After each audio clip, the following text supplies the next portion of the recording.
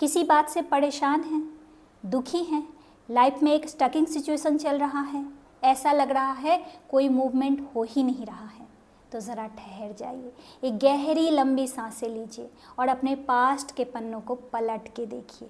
क्या आपके ज़िंदगी में इससे पहले कभी कोई बुरी परिस्थिति नहीं आई थी? आई थी ना, और आप उससे निकल भी पाए थे। तो यकीन मानिए आज भी इस सिचुएशन से आप निकल पाएंगे। फ़र्क सिर्फ इतना है कि उस वक्त आपके अंदर समझ नहीं थी कि हर सिचुएशन एक लेसन लेके आता है, और आज आप समझ चुके हैं कि जितनी खूबसूरती से, जितने अच्छे से हम इस लेसन को समझ लेते हैं, उतनी ही जल्दी इन परिस्थितियों से मूव ऑन कर सकते हैं।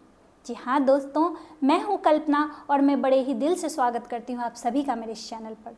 तो आज की कहानी है एक राजा की, जिसने अपने राज्य में एक भव्य समारोह का आयोजन किया था और बड़े बड़े राजा महाराजाओं को उसमें बुलवा भेजा था। उसने अपने गुरु को भी उस समारोह में आमंत्रित किया था, जो काफ़ी वर्षों से वन में तपस्या कर रहे थे। जब समारोह आरंभ हुआ तो राजा ने स्वर्ण मुद्राओं से भरी हुई एक थैली अपने गुरुदेव के चरणों में रख दी और कहने लगा, गुरुदेव, इस कार्यक्रम में आपको अगर किसी का कार्य पसंद आता है, अगर किसी की कला प्रभावित करती है, तो आप अपने इच्छानुसार इसमें से स्वर्ण मुद्राएं निकाल के उसे उपहार स्वरूप दे सकते हैं। और ऐसा कह के राजा अपने सिंहासन पे बैठ गया और कार्यक्रम शुरू कर दिया गया। जहाँ दूर से एक नर्तकी आई थी, जिसका नृत्य बहुत प्रसिद्ध था। वो नाचने लगी और सब लोग मंत्रमुग्ध होकर उसका नृत्य देखने लगे। तबलची तबला बजाया जा रहा था और नृत्य खत्म होने का नाम ही नहीं ले रहा था। रात्रि के 3 प्रहर बीत चुके थे और अब चौथा प्रहर यानी अंतिम प्रहर आरंभ हो चुका था और तबलची के तबले की थाप कम होने लगी थी। वो ऊँघने लगा था। ये देख के नर्तकी घबरा गई और उसने एक दोहा पढ़ा, घड़ी गई थोड़ी रही, या में पल पल जाए, एक घड़ी के काड़ में यूं ना कलंक लगाए, यूं ना कलंक लगाए। ये सुन के तबलची के तबले की थाप बढ़ गई।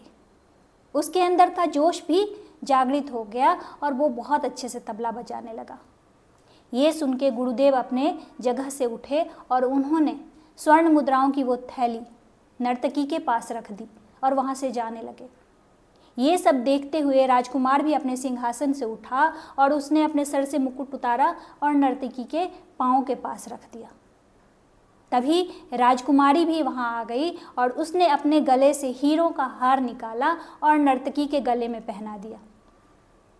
राजा आश्चर्यचकित था कि ऐसा इस नर्तकी ने क्या कह दिया कि सब लोग इसे इतना सम्मानित कर रहे हैं, इतना कीमती उपहार दे रहे हैं।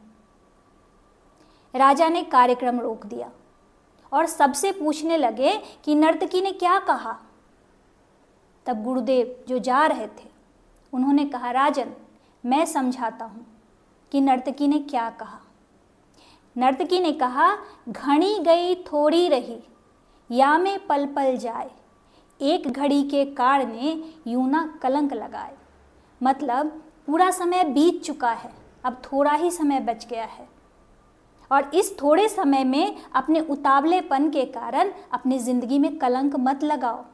और जब मैंने ये सुना तो मुझे लगा कि पूरी ज़िंदगी मैंने ध्यान की, तपस्या की, साधना की, और आज आपके आमंत्रण पर आकर इस रात्रि समारोह में इस नर्तकी के नृत्य को देख के मैंने अपने साधना पे कलंक लगा दिया है। मुझे फिर से घोर तपस्या करनी पड़ेगी, इसीलिए मैं यहाँ से उठ के जा रहा हूँ। राजा ने राजकुमार से पूछा कि तुमने अपना मुकुट इसके चरणों में क्यों रख दिया। राजकुमार ने कहा, महाराज, बहुत दिन हो गए मैं युवराज बन चुका हूँ, लेकिन अब तक आप राजगद्दी पे बैठे हैं, आप मुझे राजा बना ही नहीं रहे हैं। तो मैंने सोचा कि अगर इस समारोह में भी आपने मेरे राजा बनने की घोषणा नहीं की तो आज रात्रि मैं आप ही के मंत्रियों के साथ मिलके आपका कत्ल कर दूंगा। लेकिन जब नर्तकी ने ये दोहा पढ़ा तो मेरी आंखें खुल गई। मैं सोचने लगा कि आप बूढ़े हो चुके हैं, कुछ ही दिनों के मेहमान हैं। जब आप मर जाएंगे तो मैं स्वतः ही राजा बन जाऊंगा, इसीलिए मैंने अपना मुकुट इसके चरणों में रख दिया। राजा ने कहा राजकुमारी से कि तुमने अपने गले का हार इसे क्यों दे दिया। राजकुमारी ने कहा, महाराज मेरी उम्र बीत रही है, मैं विवाह योग्य हो गई हूँ, लेकिन आपको मेरे विवाह की कोई चिंता नहीं। आप ना तो स्वयंवर बुलाते हैं और ना ही किसी अच्छे लड़के से मेरा विवाह करते हैं। इसीलिए आज रात्रि मैं महाबत के साथ भागने वाली थी, भाग के शादी करने वाली थी, लेकिन जब इस नर्तकी ने ये दोहा पढ़ा तो मेरी भी आंखें खुल गई और मैंने सोचा कि जब इतना समय बीत ही गया है तो कुछ दिन और शायद राजा मेरी शादी करा दे, तो मैं भाग के इस परिवार पे अपना कलंक क्यों लगाऊं। इसीलिए मैंने अपने गले का हार इस नर्तकी को पहना दिया। राजा भी बहुत प्रभावित हुए। राजा ने भी नर्तकी को बहुत सारा उपहार दिया और राजकुमार को सिंहासन पे बिठा दिया। वहाँ आए राजकुमारों में से राजकुमारी को स्वयंवर चुनने की आज्ञा दी और राजकुमारी का भी विवाह हो गया और अब राजा वानप्रस्थ को निकल गया। कहानी का सार यही है, जीवन में अच्छी और बुरी परिस्थितियां आते रहती हैं। अगर हम धैर्य से इनका सामना करें तो जो आज समय चल रहा है वो कल चला जाएगा। थोड़ा धैर्य और थोड़ा धर्म हमें सही रास्ते पे चलना सिखाता है।